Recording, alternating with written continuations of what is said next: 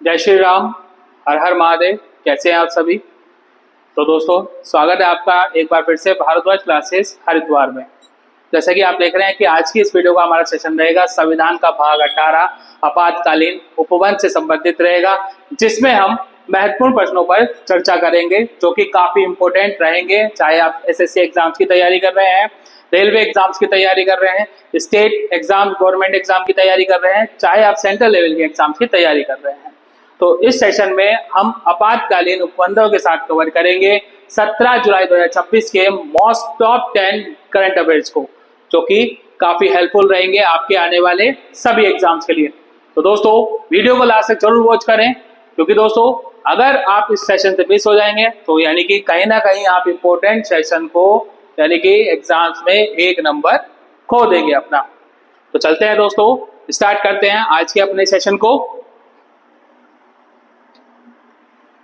हमारा पहला क्वेश्चन रहेगा, भारत के संविधान के अंतर्गत कितने प्रकार की आपातकालीन व्यवस्थाओं पर विचार किया जा सकता है?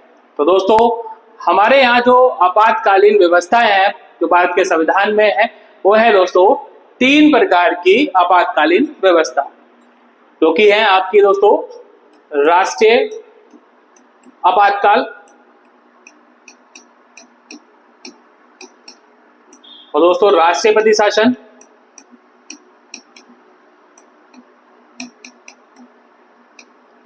और तीसरा दोस्तों आपका वित्तीय आपातकाल।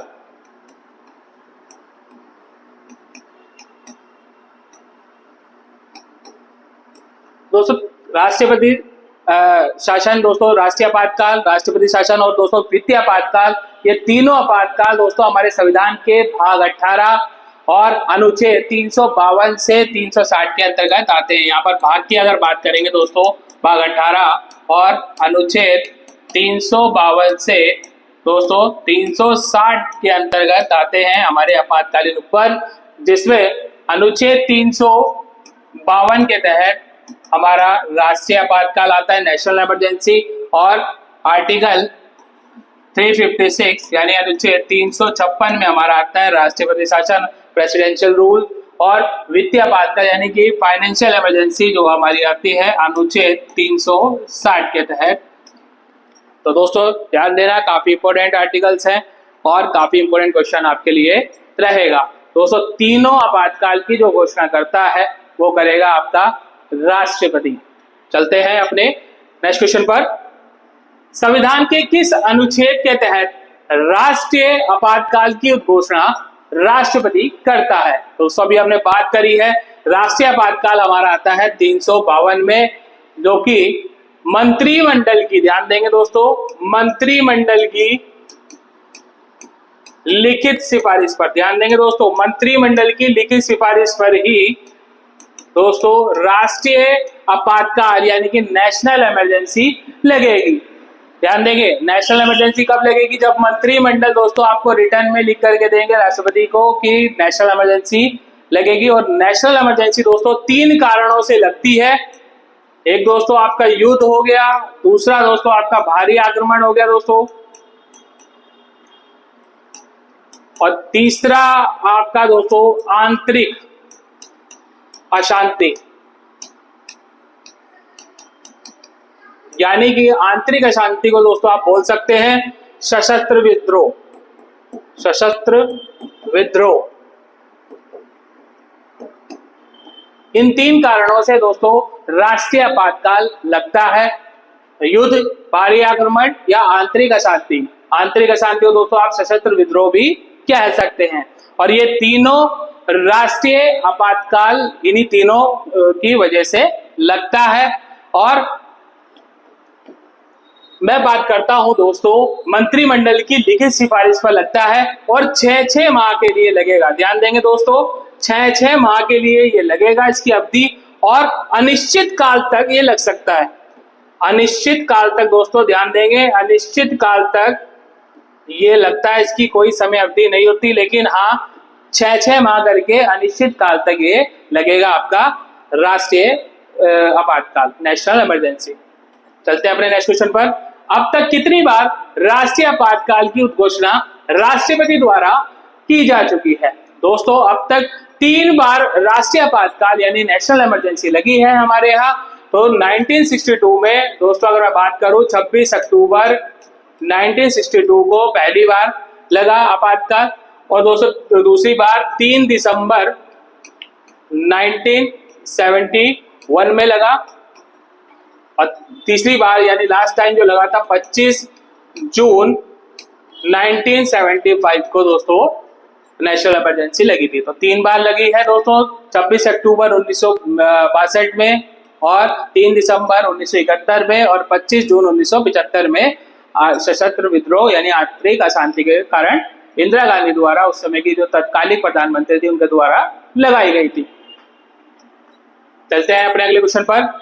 प्रथम राष्ट्रीय आपातकाल की उद्घोषणा के समय देश के राष्ट्रपति कौन थे? दोस्तों पहली बार राष्ट्रपति शासन लगा था और उस समय राष्ट्रपति थे हमारे डॉक्टर सर्वपल्ली राधाकृष्णन। तो दोस्तों पहला राष्ट्रपति शासन अभी हमने बात करी जो कि 26 अक्टूबर 1962 को लगा था और इस समय राष्ट्रपति थे दोस्तों सर्वपल्ली राधाकृष्णन। दोस्तों जब दूसरी बार सेकेंड टाइम दोस्तों नेशनल इमरजेंसी लगी थी आपकी 1972 में, दोस्तों इस समय जो राष्ट्रपति थे ये थे आपके वीवी गिरी। और तीसरी बार दोस्तों अगर मैं बात करूं जो तीसरी बार नेशनल इमरजेंसी लगी थी 1975 में, इस समय जो राष्ट्रपति थे वो थे आपके फखरुद्दीन अली अहमद। दोस्तों तीसरी बार इमरजेंसी के समय फखरुद्दीन अली अहमद और दूसरी बार दोस्तों आपके वीवी गिरी और पहली बार दोस्तों डॉक्टर सर्वपल्ली राधाकृष्णन राष्ट्रपति थे नेशनल इमरजेंसी के समय। हमारा नेक्स्ट क्वेश्चन रहेगा 44वें संविधान संशोधन अधिनियम 1978 ने अनुच्छेद 352 में किस शब्द के स्थान पर सशस्त्र विद्रोह शब्द रखे गए?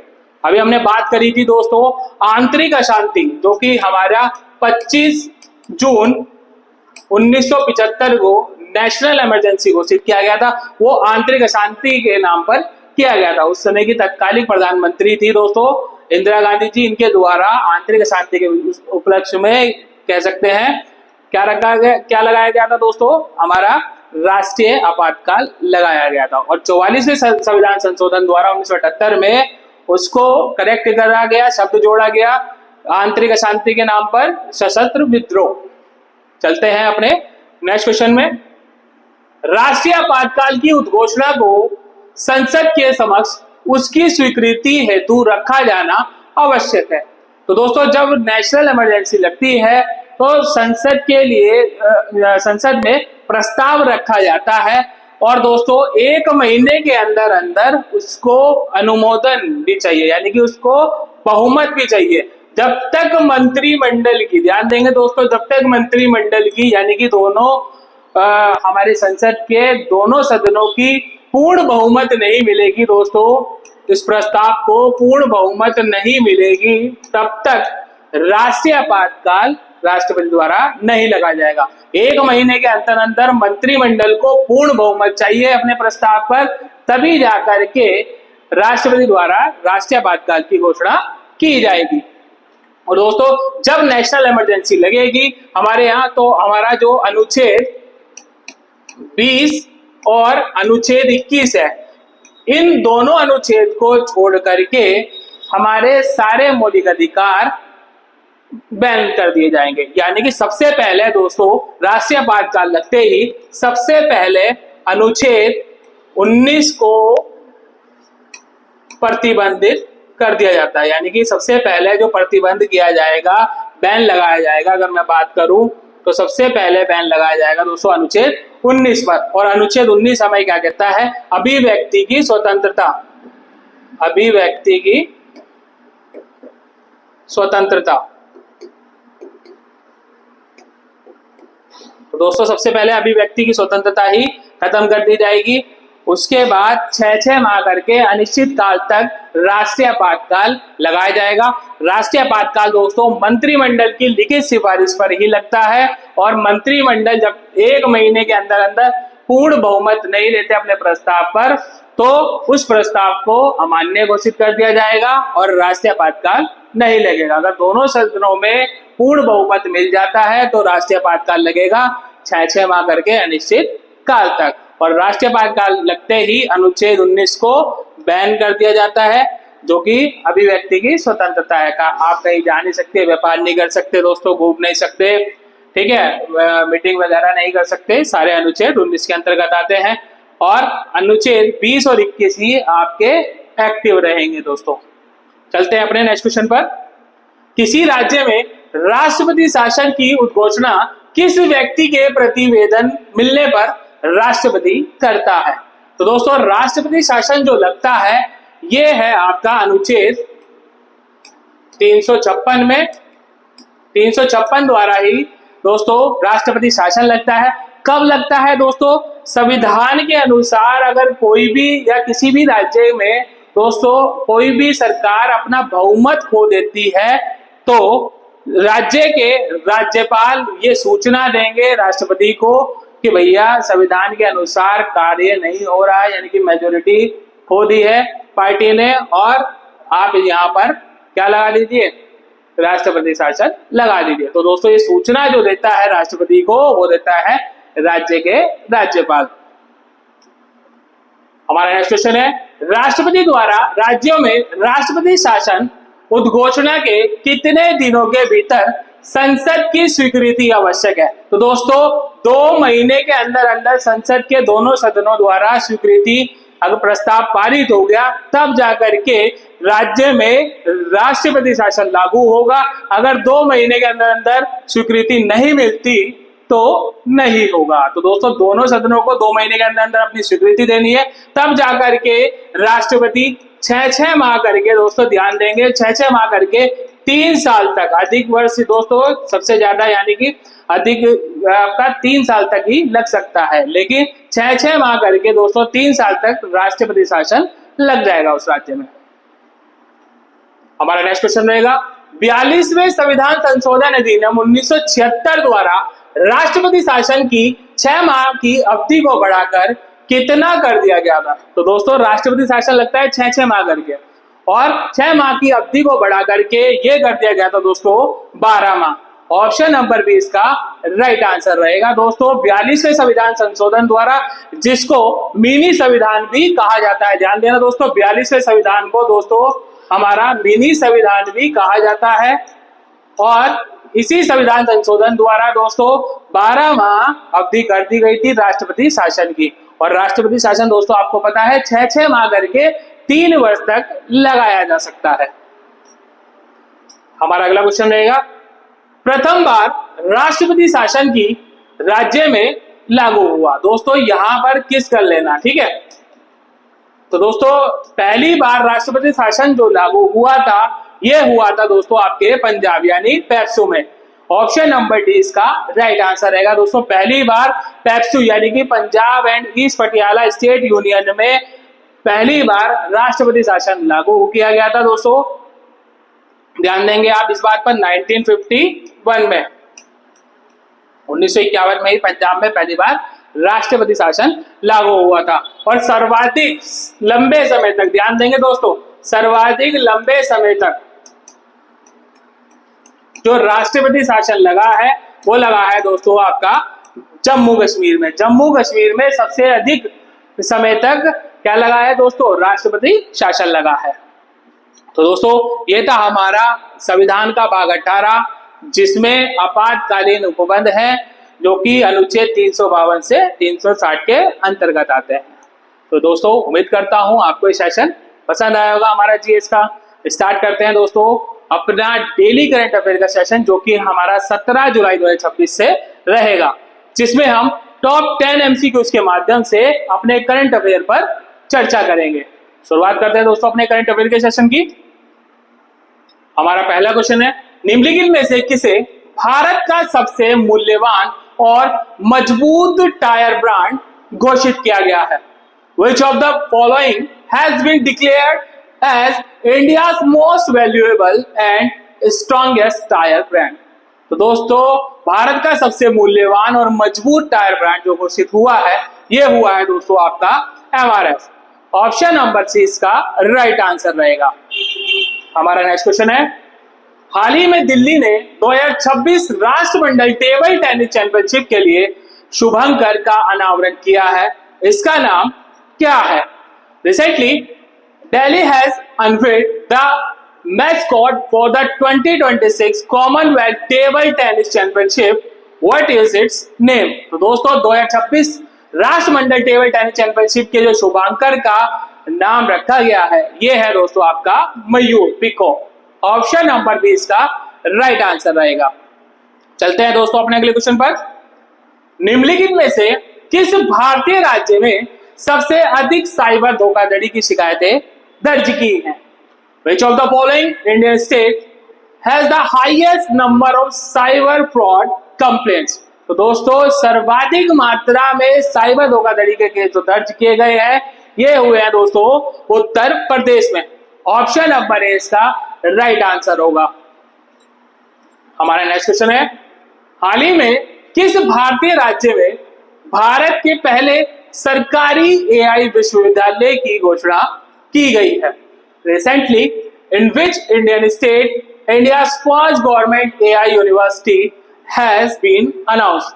तो दोस्तों भारत की पहली सरकारी AI विश्वविद्यालय की जो घोषणा की गई है, ये की गई है दोस्तों कर्नाटक में। ऑप्शन नंबर ए इसका राइट आंसर रहेगा। दोस्तों अगर पसंद आए तो इसको लाइक एंड शेयर करना मत भूलिएगा। साथ ही दोस्तों चैनल को सब्सक्राइब एंड बेल आइकन को प्रेस करना मत भूलिएगा। हमारा नेक्स्ट क्वेश्चन है, हाल ही में किस राज्य सरकार ने साइबर अपराधों पर लगाम लगाने के लिए ऑपरेशन CY वज्र लॉन्च किया है? मोस्ट इंपोर्टेंट क्वेश्चन दोस्तों आपके लिए ये रहेगा।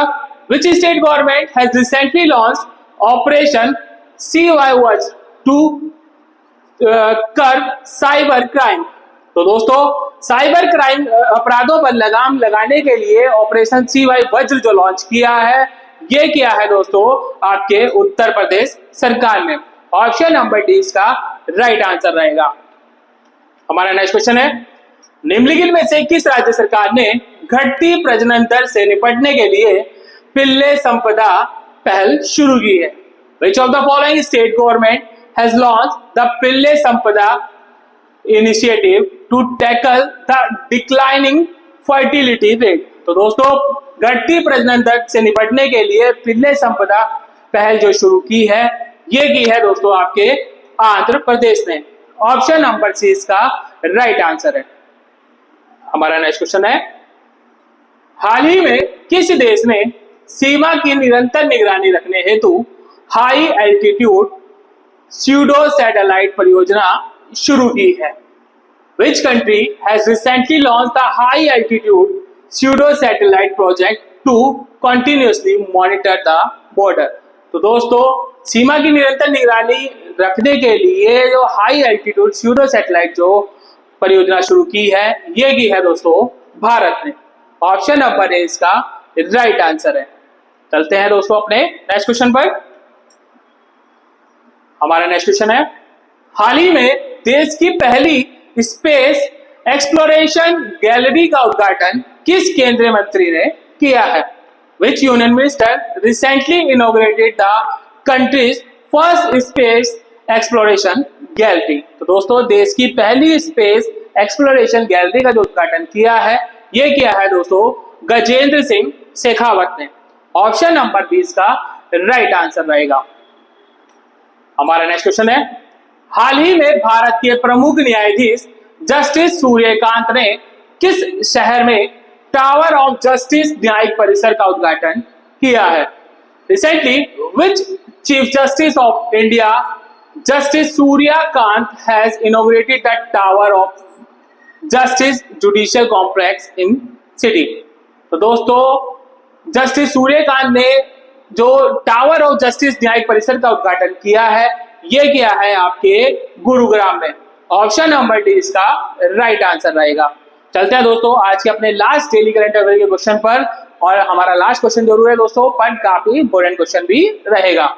निम्न में से किस देश में सप्ताह में सिर्फ एक बार ली जाने वाली विश्व की पहली इंसुलिन दवा वीकली लॉन्च की गई? In which of the following countries has weekly the world first once weekly insulin medication been launch? तो दोस्तों सप्ताह में एक बार ली जाने वाली पहली इंसुलिन दवा जो कि वीकली जो है ये जो लॉन्च की है, ये की है दोस्तों भारत ने। ऑप्शन नंबर ए इसका राइट आंसर रहेगा। तो दोस्तों ये था आज का हमारा भारतीय संविधान, जिसमें हमने भारतीय संविधान का भाग 18 कवर किया है अपने महत्वपूर्ण क्वेश्चन से। साथ ही दोस्तों इसी सेशन के साथ हमने कवर किए हैं 17 जुलाई 2026 के most important MCQs current affair. दोस्तों उम्मीद करता हूं आपको ये सेशन काफी अच्छा लगा होगा। दोस्तों वीडियो अगर पसंद आए तो इसको लाइक एंड शेयर करना मत भूलेगा। साथ ही दोस्तों हमारे ऑफलाइन बैच ज्वाइन करने के लिए आप हमारे से कांटेक्ट कर सकते हैं और हमारे डिस्क्रिप्शन में आपको कांटेक्ट डिटेल मिल जाएगी। मिलते हैं दोस्तों अपने नेक्स्ट सेशन में, तब तक के लिए जय श्री राम।